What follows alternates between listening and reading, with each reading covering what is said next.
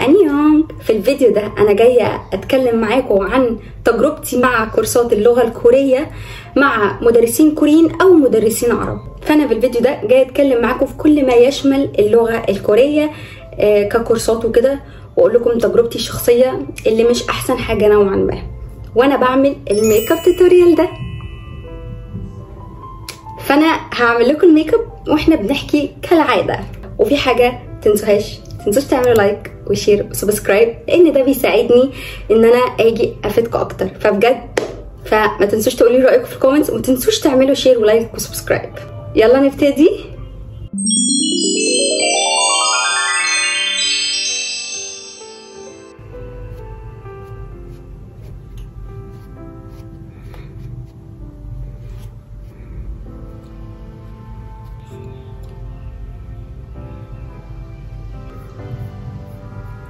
هنبص في المرايه برضو عشان ايه يا جماعه؟ عشان انا بحول.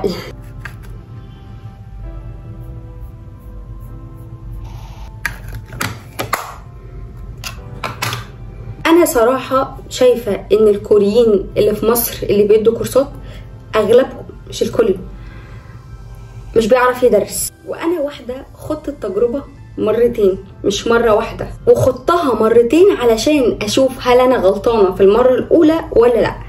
زي ما قلت لكم اغلب الكوريين ما بيعرفوش يدوا كورسات كوري، مش كلهم، انا مش بجمع، انا بقول الاغلب مش بيبقى عنده الاستراتيجيه بتاعه التعليم. بصوا يا جماعه، الحلو في الموضوع اللي انا بصراحه استفدت منه ان انت بتتكلم، دي حاجه حلوه جدا. انت بتقعد تتكلم معاه، وهو المفيد في الموضوع بجد ان انا لما بقعد اتكلم معاهم انا ببراكتس اللغه. فمع حد كوري يعني مع النيتيف الاصلي، فده بيبقى حلو قوي لان انا ببقى عارفه بقى النطق، ببقى عارفه حاجات كتير، وكمان ان انت بتحفظ كلمات كتير ومحادثات والحاجات دي. بس اللي مش حلو في الموضوع ان هم مش بيعرفوا يوصلوا لك الجرامر. هي دي المشكله، مش كل الحلو بيكمل للاسف. هم اخرهم ان هم يحفظوك كلمات محادثات. يا جماعه انا مش عارفه ارسم فوق عيني ولا لا، شايفين؟ فهنختار اللون ايه؟ بصوا انا بفكر اعمل اللون ده بس قبل اللون ده. خلينا نشوف. نرجع لموضوعنا. المهم زي ما قلت لكم مش كل حاجه حلوه بتكمل. هما حلو في ان انت بتبراكتس معاهم اللغه. المفيد اللي اتعلمته في الموضوع ان انا كنت بتكلم كوري، بتكلم مع حد كوري في يومين في الاسبوع انا بتكلم فيهم كوري. انا حاسه ان انا مبسوطه.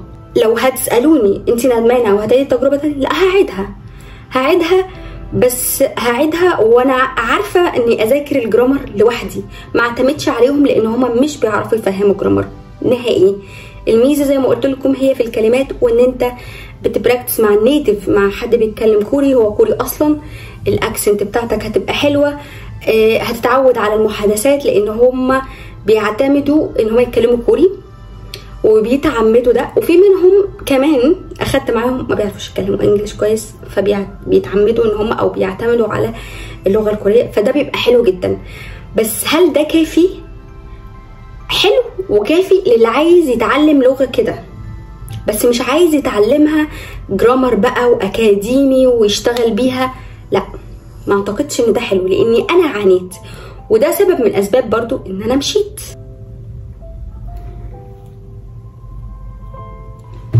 واو، شايفين اللون؟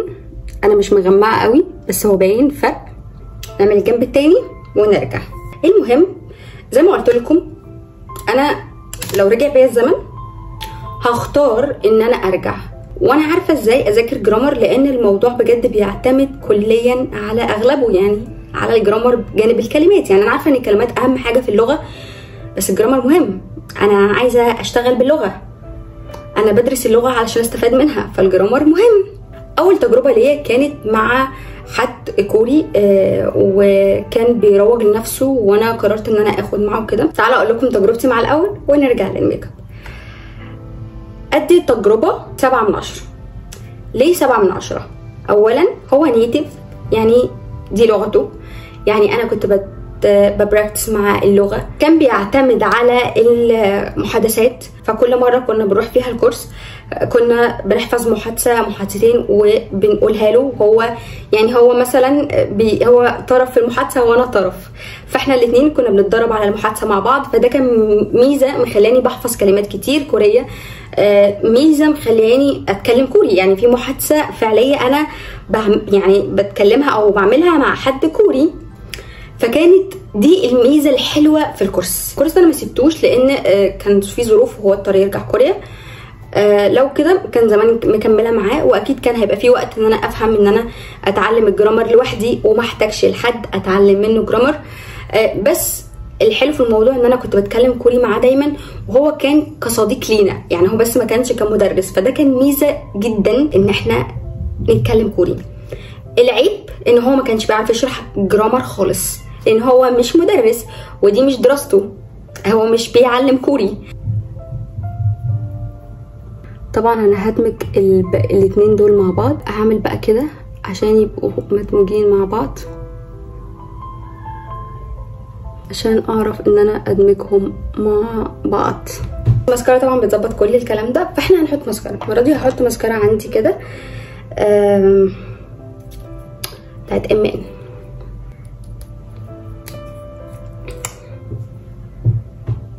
طبعا الماسكارا انا مش عارفه احطها كده، فاحنا زي العاده هنحط المرايه في وشي وهنعمل الميك اب.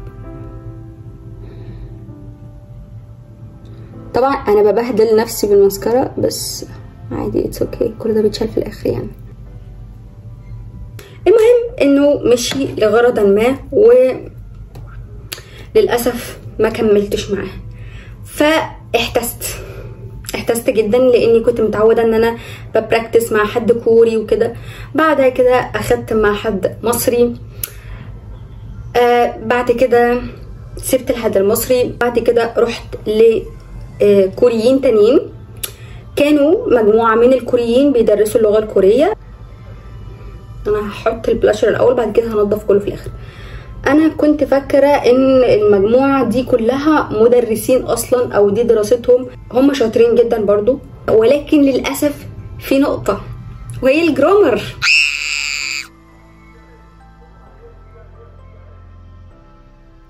انا هحط كحل بني، دي اول مره على فكره بس هجربه.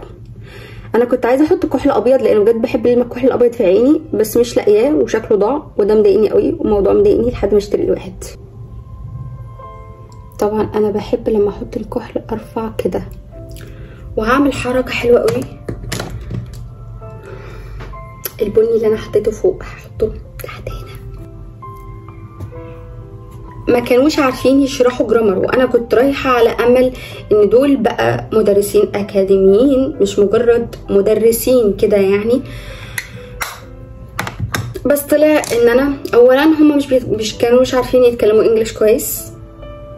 ثانيا انا ما كنتش عارفه ان انا اوكي انا حابه ان انا اتكلم معاهم كوري وبراكتس كوري، بس في حاجات ناقصه، في حاجات واقعه مني، في حاجات انا محتاجه افهمها بس بالانجليش عشان مش عارفه افهمها بالكوري، وانا اكيد مش هقعد 24 ساعه بترجم وراكم على الموبايل، وده كان اصلا مش مسموح. فانا كنت حاسه ان انا تايهه، انا تايهه، مش عارفه يعني، في حاجات واقعه مني. انا يعني قعدت معاهم فتره، بس للاسف قررت ان انا امشي لاني الجرامر واقع. انا بحفظ محادثات برضو ستيل، الجرامر واقع. حتى الجرامر اللي بيتشرح بالكوري، والجرامر اصلا الكوري رخم، يعني هو رخم. الجرامر الكوري بالنسبه لي في مرحله ما بيبتدي يرخم، فمحتاج ان انا بجد افهمه يا بالانجلش يا بالعربي. بس انا مش عارفه افهم الجرامر الكوري بالكوري. هنحط ايلاينر بس في المرايه، انا محتاجه اظبط حاجات كتير. انا عايزه اعمل خط بس كده، ايوه. انا حطيت الايلاينر وسحبته كده.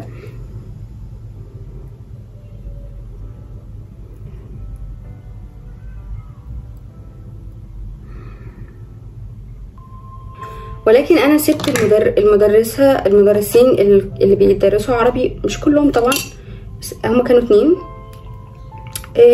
لظروف بقى وكده، وبرضو ما كنتش حاسه قوي ان انا برضو فاهمه او كده. قررت ان انا اعمل كونتور. ما كنتش مرتاحه قوي مع المدرسين العرب اللي انا اخدت معاهم، مش كلهم طبعا، في منهم حلو قوي وبسمع عنهم كلام حلو، وهبقى ارشح لكم الكويسين دول. قبل ما اقرر ان انا اعمل حاجه زي كده ابقى عارفه ان الكوري اللي هاخد معاه كورس كوري يكون على الاقل بيعرف يشرح جرامر او يكون دارس اللغه الكوريه، لان والله صدقوني بتفرق بتفرق بتفرق بتفرق.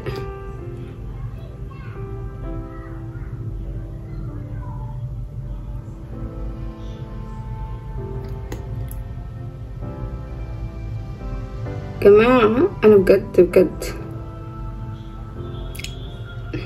بحب الليب جلوس. واو،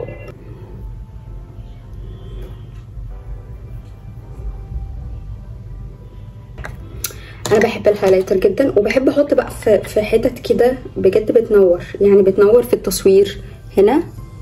شايفين؟ بجد يا جماعة لازم تعملوا الحركة دي، لو مش بتعملوها اعملوها. شايفين الحركة دي بتفرق ازاي؟ وبتبقى حلوة في التصوير، لو عايزين تتصوروا فبتبقى تحفة في التصوير عشان تصوروا الميك اب كده. عملت حاجة ممكن خدتوا بالكم منها اهي. المهم انا كده خلصت الميك اب. قولي لي لو في حاجة مش حلوة فيه اغيرها، مثلا لون ليبستيك، لون اي حاجة محتاجه ان انا اغيرها او ازود حاجه، فانتوا قولوا لي برده ايه رايكم في الميك اب في الاخر.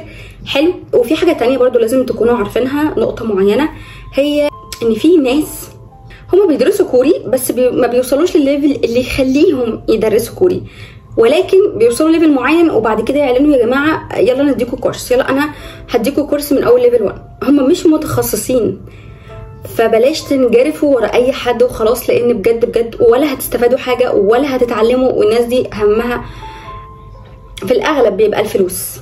بالنسبه لتجاربي مع المصريين او الناس اللي بيعلموا اللغه الكوريه بالعربي وكده، كان في منهم تجربه سيئه جدا جدا.